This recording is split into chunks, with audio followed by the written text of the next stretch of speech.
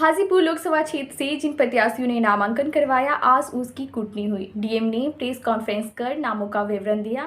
आइए देखते हैं कि नामों को स्वीकृति मिली और किसे रद्द किया गया। तो नॉमिनेशन की जो आखिरी तिथि थी यानी कि कल, उसके बाद में आप सभी के साथ प्रेस कॉन्फ्रेंस किया गया था, जिसमें कि आप सभी को जितने नॉमिनेशंस पड़े थे उन सब के बारे में अवगत कराया गया।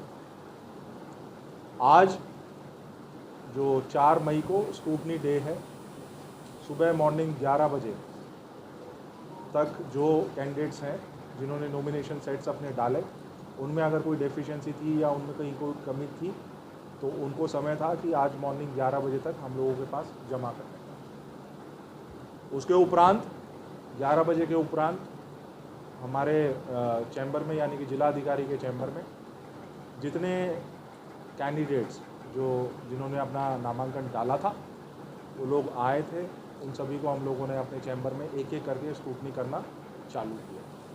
स्क्रूटनी के बाद की जो स्थिति है उससे मैं आप सभी को अवगत कराना चाहता हूँ।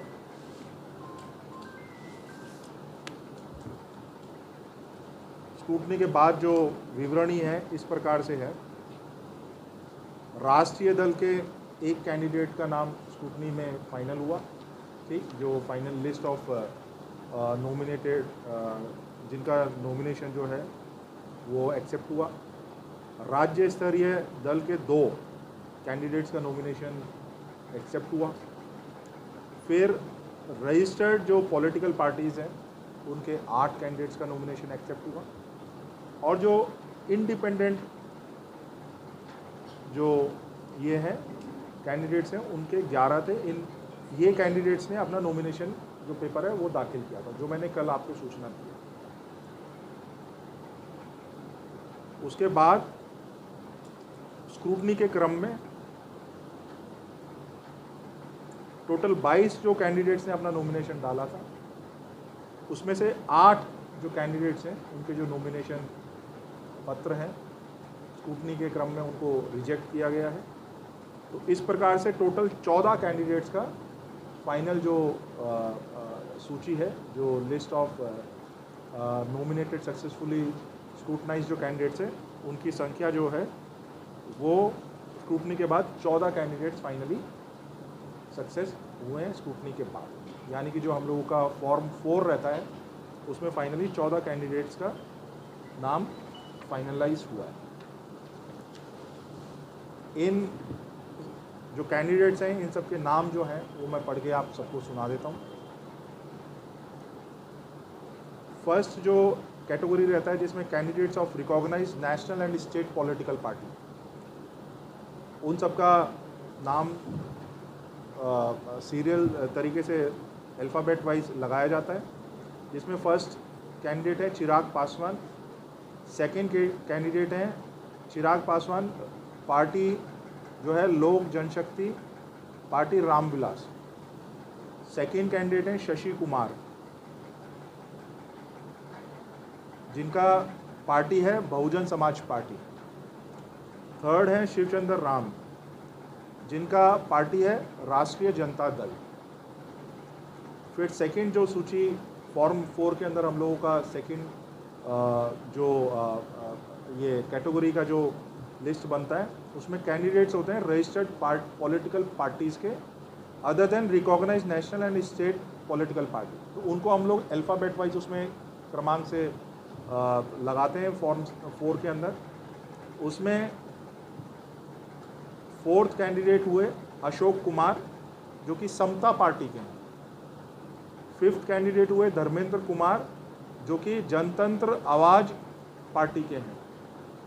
6th कैंडिडेट हुए बालेंद्र दास, जो कि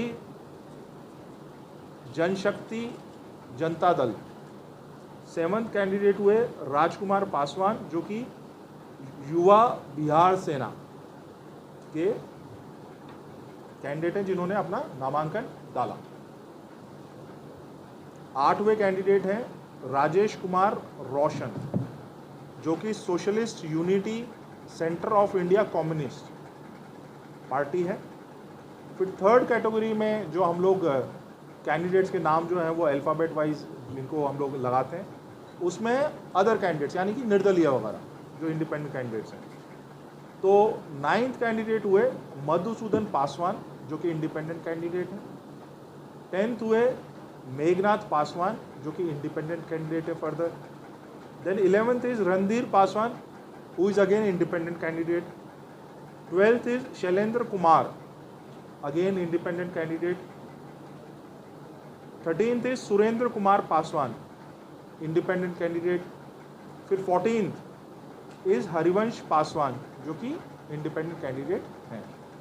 तो इस तरीके से ये 14 नाम मैंने आप लोगों को बताएं जो कि फाइनली हम लोगों का फॉर्म 4 है, उसमें हम लोग अल्फ़ाबेट वाइज फाइनलाइज किए हैं।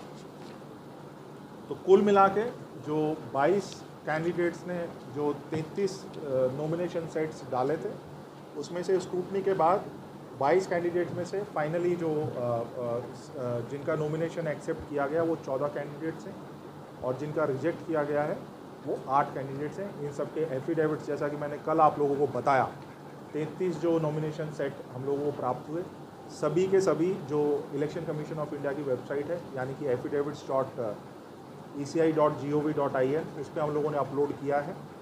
आप में से कोई भी मतलब कहीं पे भी उनको ऑनलाइन जाके अपना सारा जो डॉक्यूमेंट्स हैं उन सबको देख सकते हैं। इस संदर्भ की जो सूचना है वो हमने अपने जो नोटिस बोर्ड है उस पर भी डिस्प्ले में लगा दी है और हम लोग आप लोगों के माध्यम से ये सूचना शेयर करना चाह रहे थे जो कि मैंने इस प्रेस कॉन्फ्रेंस के माध्यम से आप लोगों के साथ साझा की है। धन्यवाद।